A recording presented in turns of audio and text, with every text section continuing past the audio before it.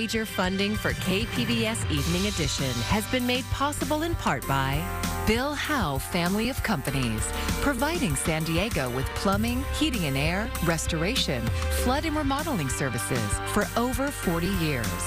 Call 1-800-BILL-HOWE or visit billhowe.com. And by the Conrad Prebys Foundation, Darlene Marco Shiley, and by the following.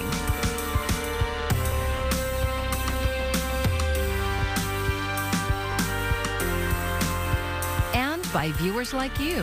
Thank you. It seemed like all of San Diego was cheering on the Aztecs in their incredible March Madness run. Thank you for joining us. I'm Maya Trabulsi. Tomorrow, you'll have a chance to celebrate with the SDSU men's basketball team. As KPBS reporter Melissa May tells us, it's about coming together to recognize their history-making season. To Aztec Nation, I'm just really thankful for the past 2 years. It was a great comeback story this year as far as what we did. Senior guard Matt Bradley has put on an Aztec jersey for the final time, and this is what it meant to him. I think it means brotherhood, it means togetherness, for what we do, all the talent we had on the team, and for us to sacrifice our own personal selves for the betterment of the team and one common goal. I think that just speaks to what the Aztecs are. And the fans mean a lot to the team. For us to come up short in the championship and, for them to still show love like they are right now, just talks about the type of fans we have. And, there's no better fans than, Aztecs. So this Saturday at Snapdragon Stadium, fans can celebrate one last time with the men's basketball team at a rally open to the public. Why not celebrate this team in this season? It was so much fun. And all those that didn't get to participate in it, get to come to Snapdragon Stadium, be a part of it, and kind of celebrate a historic year. Head coach Brian Dutcher says their NCAA run is still kind of sinking in.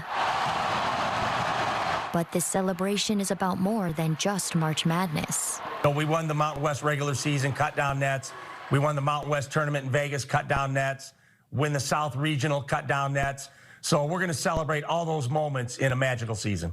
Just to have an opportunity to get us all together at the brand new Snapdragon Stadium is just going to be a lot of fun. A grand entrance for the team is scheduled for 6:30 p.m. Saturday. Yeah, March, San Diego State's going to be a really dangerous team, and everybody's going to be on the lookout for us now. Parking and admission at Snapdragon are free, but tickets must be claimed in advance at goaztecs.com.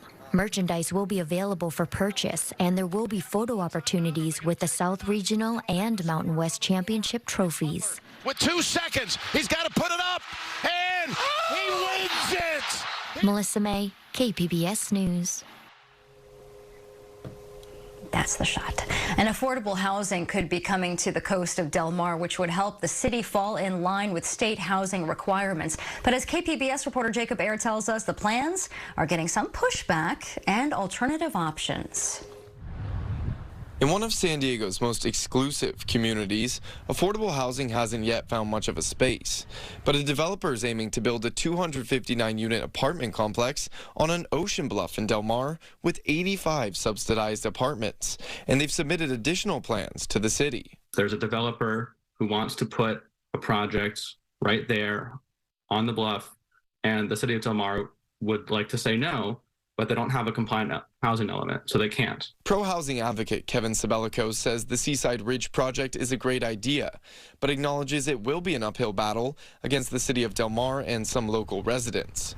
Del Mar City Council member and former mayor Dave Drucker wouldn't comment on the specific project that's been in the works since last year, but gave insight on affordable housing action for the coastal city. We will first work to get affordable housing at the fairgrounds, and we need to come up with a memorandum of understanding to build those by April 2024. Drucker says if they're unable to do that, the city of Del Mar will have to rezone the North Bluff area and some areas of Del Mar's South Bluff to allow for 20 housing units per acre.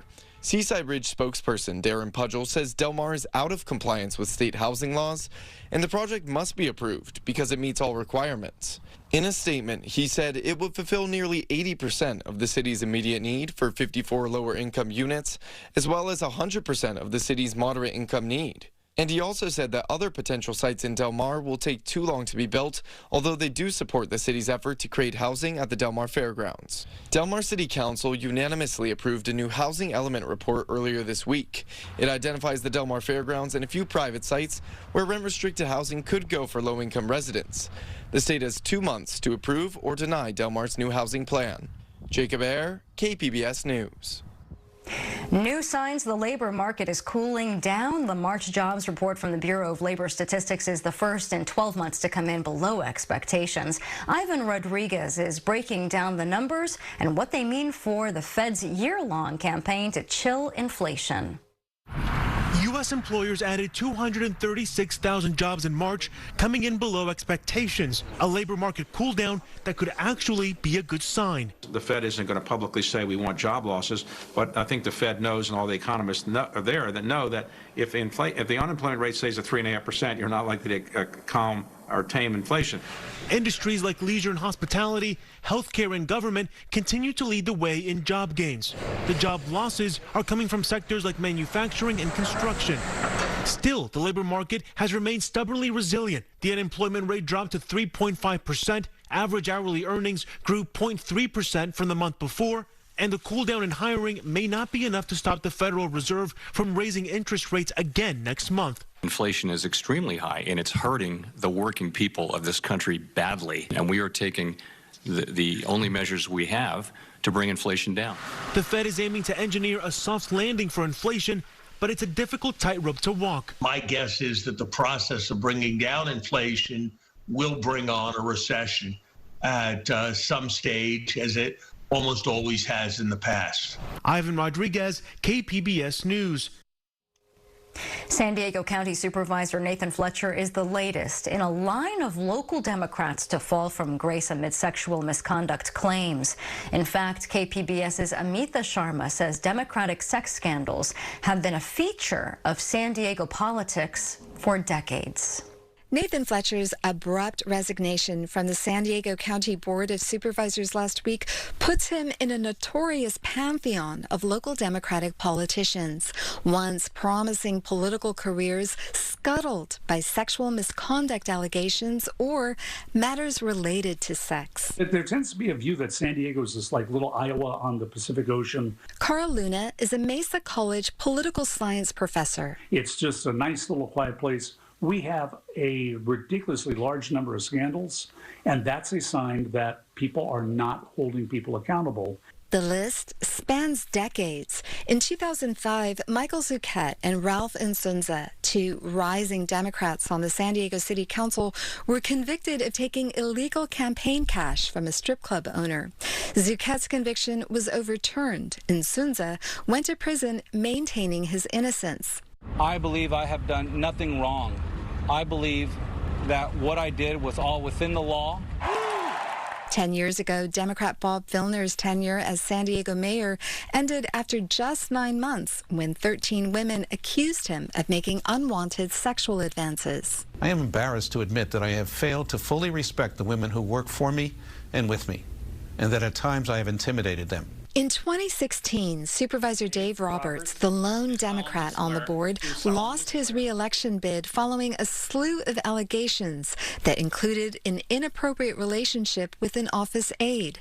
Last year, a man accused Will Rodriguez Kennedy, the then head of the San Diego County Democratic Party, of sexual assault.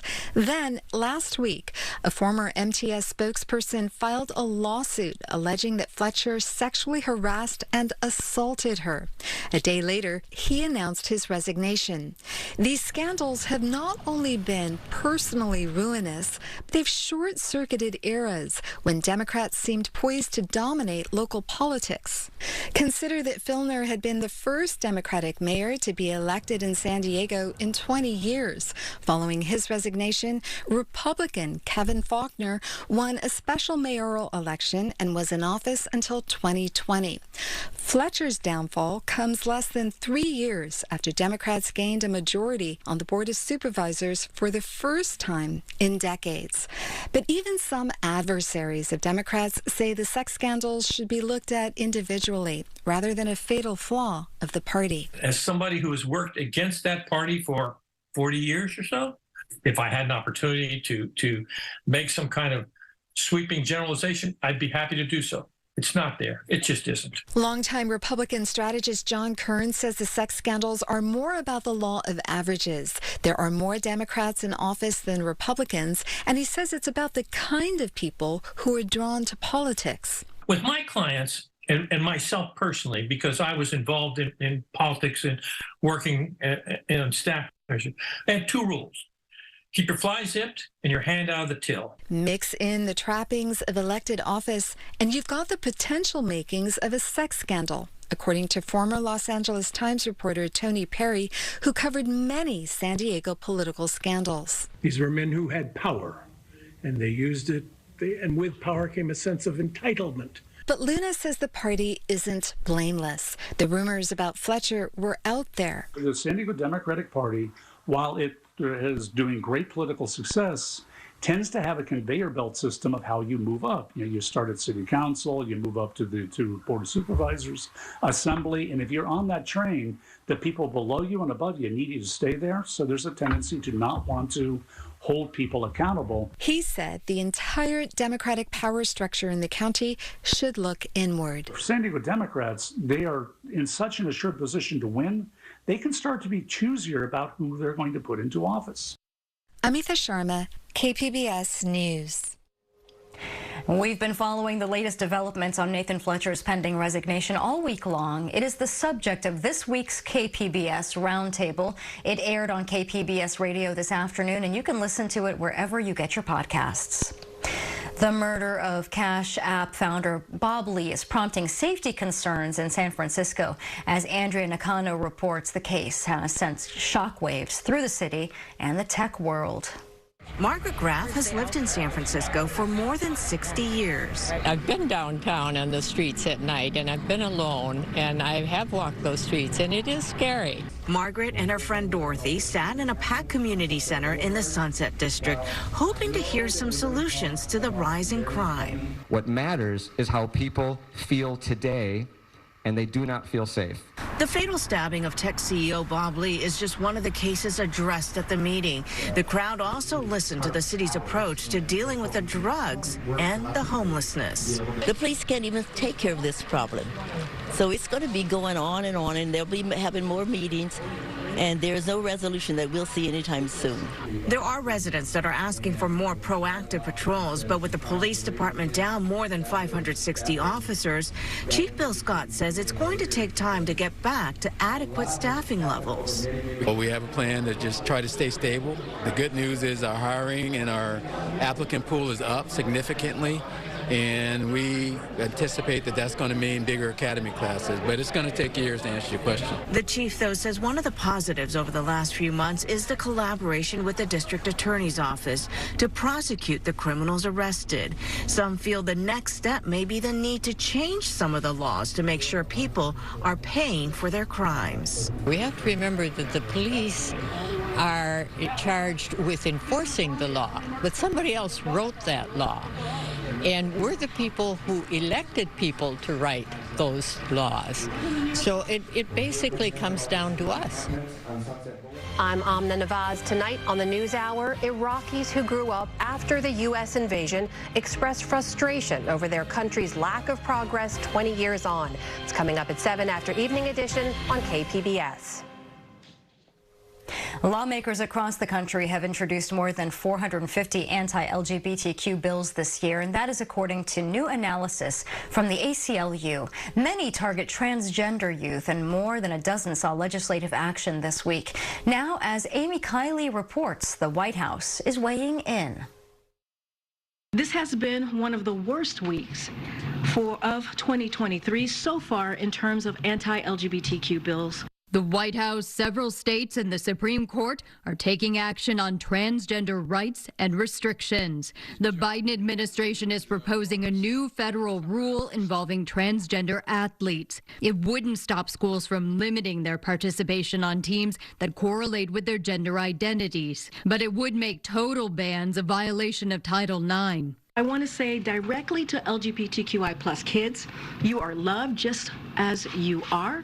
A new law in Kansas is set to prevent transgender girls from playing on gender-correlating teams. That's after the legislature overrode a veto yesterday. In North Dakota, the state passed 10 anti-LGBTQ bills just on Wednesday. And in North Carolina, 6 bills introduced this week take aim at sports participation and gender-affirming treatment for minors. There's this whole false narrative that trans kids just walk in and can start taking hormones or get surgery. We believe kids ought to be given a chance to resolve their confusion about their sex. In light of such legislation, some young people are speaking out, like during this recent rally in Washington. They cannot outlaw the transness and queerness out of us. I'm Amy Kiley reporting.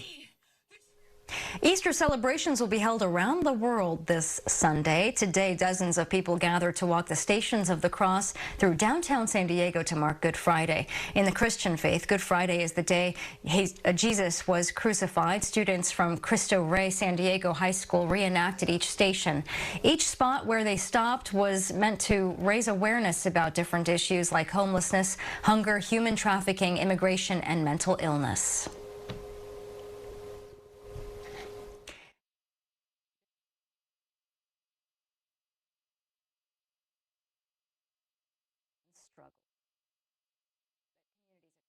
Diego face.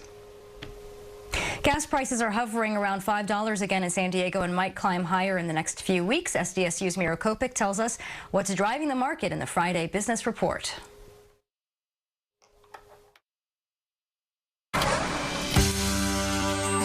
This week, OPEC plus nations, which include Russia, Saudi Arabia, announced a curtailing of oil production to the tune of 1.6 million barrels a day. The per barrel price in the last couple of days has gone up almost 5 to 10%.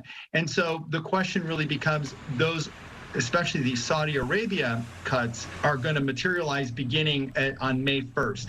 So we're going to see a couple of things potentially here for gas prices is, as you know, refiners move from the winter grade to the summer grade, there's going to be some supply disruptions. So we're going to see a little bit of price increases over the next couple of weeks. Will it be as high as it was when we were close to 6? It doesn't seem that there's that pricing pressure where price is going to be over $100 a barrel, but it still might suggest that we're going to see elevated prices in California and other parts of the country beginning next month going into that summer driving season.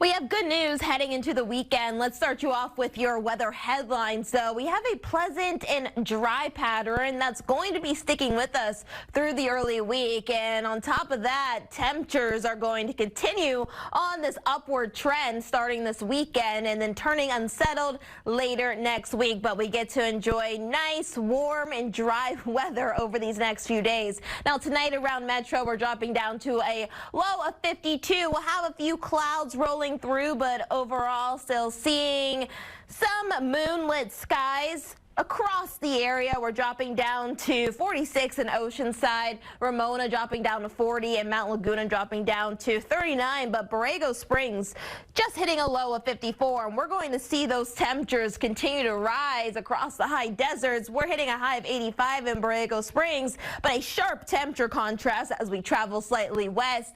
Ramona at 68, San Diego at 66 for tomorrow. Now along the coast, we are going to be staying relatively steady as we head into the end of the weekend.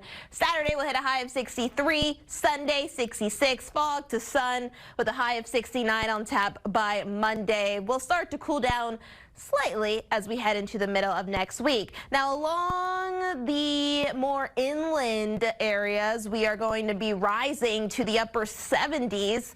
even flirting with 80 by Monday, more inland. Overall, we'll have plenty of sunshine, but we do have a cool down on the way for Wednesday. We're dropping down to a high of 64. For the mountains, staying in the 50s. We'll even see a slight rise to the upper 50s Monday and Tuesday. Overall, we'll have plenty of sunshine in the mountains, and for the deserts, wow, we are rising to the 90s Sunday, and we're staying in the 90s Monday and Tuesday. By Wednesday, dropping down to 84. For KPBS News, I'm meteorologist Bree Guy. Well, whether you love them or can't stand them, Marshmallow Peeps may need a makeover for future Easters. It's one of several popular candy brands, including Skittles, Starburst, and Sour Patch Kids, containing a chemical additive that would be banned under a proposed California bill. The 5 chemicals in question are used to add color and texture to candy. They were banned by the European Union after some scientific studies suggested that they could increase the risk of cancer, damage the reproductive system, and cause other health problems. They still produce Skittles in Europe. They still produce Skittles in other parts of the world. What they do is they take out these toxic ingredients and they replace them with something else. And so what we really want is for these companies to make the same minor modifications to their recipes that they've made in Europe and elsewhere here in the United States. And candy makers are against the bill, arguing the ingredients that would be banned have all been approved by the FDA. If passed and signed into law later this year, the chemical additive ban would go into effect in the year 2025. Tens of thousands of people are converging on San Diego's Convention Center this weekend for a massive gaming and entertainment event. As KPBS reporter Jacob Ayer shows us, the DreamHack Festival focuses on esports and video game culture. You likely know Comic-Con, and you may have heard of TwitchCon, but this weekend at the San Diego Convention Center, it's all about DreamHack. KPBS went to the festival on Friday, and it felt true to its name, with lots of bright colors, loud music and video game sounds, and some crazy cosplay outfits and cutting-edge technology. Edgar Castaneda flew in with his family from Boston for the event. Rocket League is the game we're here for, but there's other games going on. I met another pro player outside for Magic. It's pretty cool, so just meeting different people from all over the world, playing different stuff, gamers together. The 3-day event celebrating video games and esports also brought out plenty of San Diegans, including many middle and high school students who were given free tickets and otherwise wouldn't be able to come. Well, now I play like the usual Fortnite, Call of Duty 2.0, but for classic, like Super Mario, the Nintendo old, those are fun. 7th grader Alana Lara was at DreamHack on a field trip with her Millennial Tech Middle School's production team. She says video games and esports aren't such boys' clubs anymore, and she's proof of it. In fact, her school is starting their own esports team, and she plans on joining. Laura says she's had the passion for as long as she can remember. My whole life, basically, because my dad had me when he was young, so he was still like playing video games, and then I grew up playing them with him. It's the first time DreamHack has been in San Diego, and organizers say it will be their largest ever event in North America. The timing makes sense. The popularity of esports and video games exploded during the pandemic, and people like Laura, who plays upwards of 20 hours of video games a week, are helping the industry shed old stereotypes. I think like video games, they're for everyone, you know, like they're not just for the guys, the nerds, the jocks, or anyone. They're for anyone who just wants to play a game and have fun with their friends. DreamHack runs through Sunday at the Convention Center, and for the whole weekend, anyone under 13 gets in free. Organizers are hoping that going forward, it will be an annual event in San Diego. Jacob Ayer, KPBS News. DC and Marvel both have new superhero movies out, but have you ever heard of a group of adventurers known as Tobacco Force? Well, here are KPBS cinema junkie Beth Acamondo's recommendations for what to watch this weekend at Digital Gym Cinema.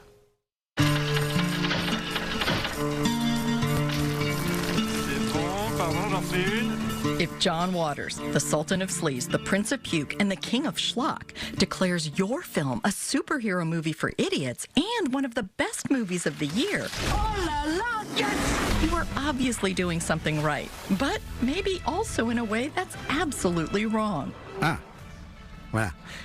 J'ai trouvé la seule bande-annonce valable à regarder. Je vous la montre.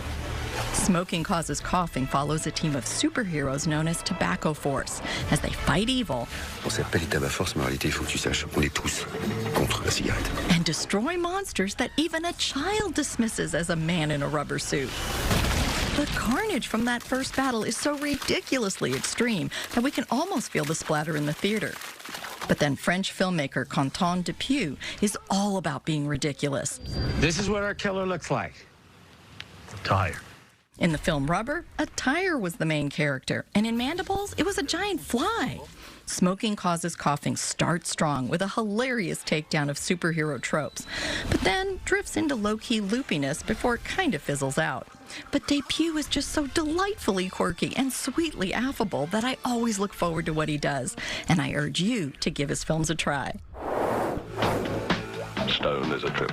Are you ready to take the trip? I hope so, because Film Geeks SD will kick off a quarter of Ozploitation action films this Sunday with its first feature, Stone, Sandy Harbutt's seminal biker film. It helped kick off the Ozploitation craze in Australia during the 70s and 80s. These low-budget exploitation genre films served up a sensational mix of sex, drugs, rock and roll, and in the case of Stone, unbridled horsepower. And when you're on a bike, I mean a big bike, you've got all power. The film predates Mad Max by 5 years and shares multiple cast members. The story involves an undercover cop who infiltrates an outlaw motorcycle gang. Yeah, that's right, I'm a cop. I've been sent to find out who's been killing your mates. Why would you want to know that? That's the way I earn my living. So stop by Sunday to join me for Stone. And as always with Film Geeks events, there will be trivia and themed treats. Beth Accomando, KPBS News. And you can find tonight's stories on our website, kpbs.org. Thanks so much for joining us. I'm Maya Trabulsi. Good night. Major funding for KPBS Evening Edition has been made possible in part by Bill Howe Family of Companies, providing San Diego with plumbing, heating and air, restoration, flood and remodeling services for over 40 years. Call 1-800-BILL-HOWE or visit billhowe.com. And by the Conrad Prebys Foundation, Darlene Marco Shiley. And by the following.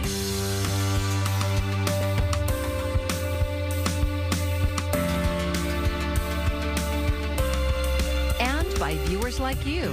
Thank you.